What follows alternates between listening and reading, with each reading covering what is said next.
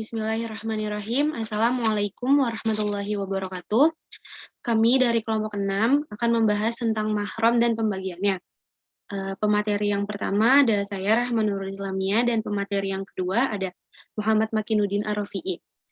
Kita lanjut langsung ke slide yang selanjutnya yaitu pengertian mahram. Mahram atau yang biasa disebut dengan istilah muhrim di Indonesia berasal dari kata haromah yang arti mencegah, bentuk masdar dari kata haroma yang artinya diharamkan atau dilarang. Dengan demikian, maka haram secara istilah adalah orang yang haram, dilarang atau dicegah untuk dinikahi. Imam Ibnu Atsir berkata, mahram adalah orang-orang yang haram untuk dinikahi selama-lamanya seperti bapak, anak, saudara, paman, dan lain-lain. Selain itu, mahram di masyarakat lebih dikenal dengan istilah khusus yaitu orang-orang yang haram dinikahi karena masih termasuk keluarga dan dengan tambahan tidak membatalkan wudhu. Dalil mahram yang pertama dalam Al-Quran surat An-Nisa ayat 23 dan 24. Arti dari An-Nisa ayat 23, diharamkan atas kamu menikah ibu-ibumu, anak-anakmu yang perempuan, saudara-saudaramu yang perempuan, saudara-saudara ayahmu yang perempuan, saudara-saudara ibumu yang perempuan, anak-anak perempuan dari saudara-saudaramu yang laki-laki, anak-anak perempuan dari saudara-saudaraan yang perempuan, ibu-ibumu yang menyusui kamu, saudara-saudara perempuan sesusuan, ibu-ibu istrimu atau mertua, anak-anak perempuan dari istrimu atau anak tiri, yang dalam pemeliharaan dari istri yang telah kamu campuri, tetapi jika kamu belum campur dengan istrimu itu, atau dan sudah diceraikan, maka tidak berdosa kamu menikahinya. Dan diharamkan bagimu istri-istri anak kandungmu atau menantu, dan diharamkan mengumpulkan atau dalam pernikahan dua perempuan yang bersaudara kecuali telah terjadi pada masa lampau. Sungguh Allah Maha Pengampun dan Maha Penyayang. Terus yang kedua ada hadis Nabi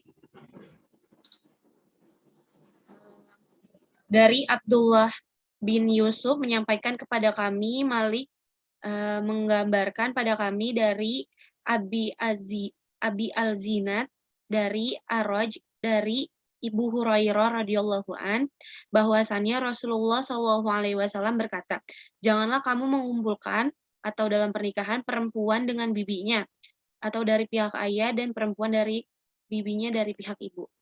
Yang kedua, materi tentang pembagian mahram. Yang pertama ada mahram mu'abad. Mahram mu'abad adalah orang-orang yang haram melakukan pernikahan untuk selamanya. Ada 3 kelompok mahram mu'abad yang menurut fikih yaitu pertama karena adanya hubungan nasab atau kekerabatan, yang kedua adanya hubungan pernikahan, dan yang terakhir karena persusuan. Selanjutnya akan disampaikan oleh pemateri yang kedua. Baik, saya akan melanjutkan presentasi dari Saudari Rahmah Islamiyah. Baik, perkenalkan nama saya Muhammad Makinuddin Ar-Rafi'i. Yang pertama yaitu mahram hubungan nasab. 1, ibu, kedua anak perempuan, ketiga saudara perempuan, yang keempat saudara perempuan ibu, yang kelima anak perempuan dari saudara laki-laki, yang keenam anak perempuan dari saudara perempuan. Berikutnya yaitu mahram hubungan nikah.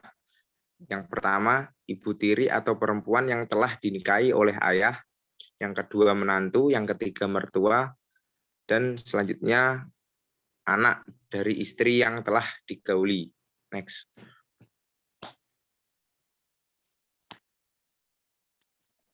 Selanjutnya mahram hubungan persusuan.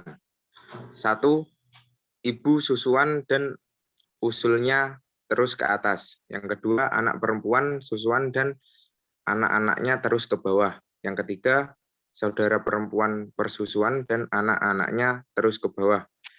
Yang keempat, saudara perempuan ayah dan saudara perempuan ibu sepersusuan. Yang kelima, ibu susuan dari istri. Yang keenam, anak susuan istri. Yang ketujuh, bekas istri ayah atau kakek susuan. Yang kedelapan, istri anak susuannya terus ke bawah.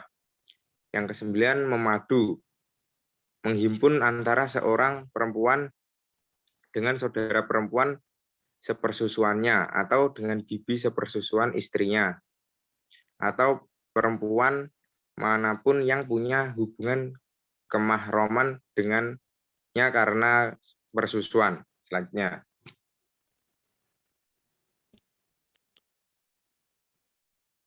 Itu selanjutnya mahram ghairu mu'abbad adalah orang-orang yang haram melakukan pernikahan untuk sementara dikarenakan hal tertentu. Bila hal tersebut sudah tidak ada, maka larangan itu tidak berlaku lagi.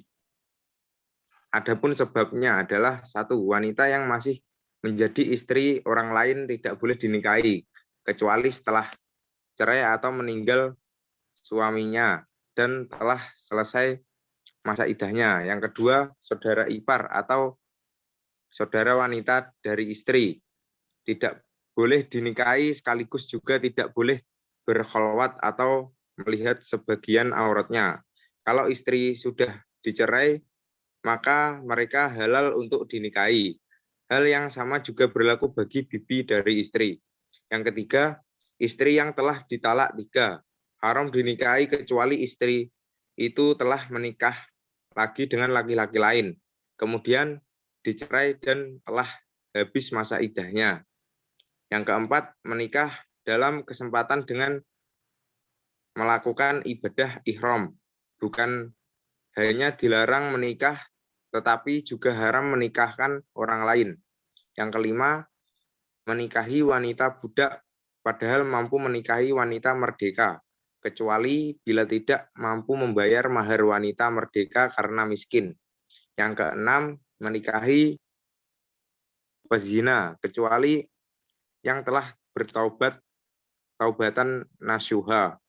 Yang ketujuh, menikahi wanita non-muslim yang bukan kitabiah atau wanita musyrikah, kecuali setelah masuk Islam atau pindah ke agama Yahudi atau Nasrani. Selanjutnya.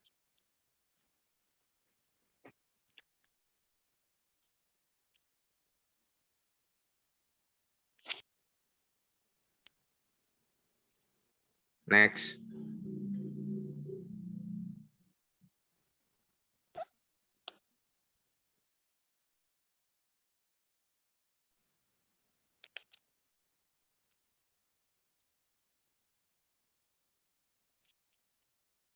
Slide selanjutnya. Halo saudari. Oke.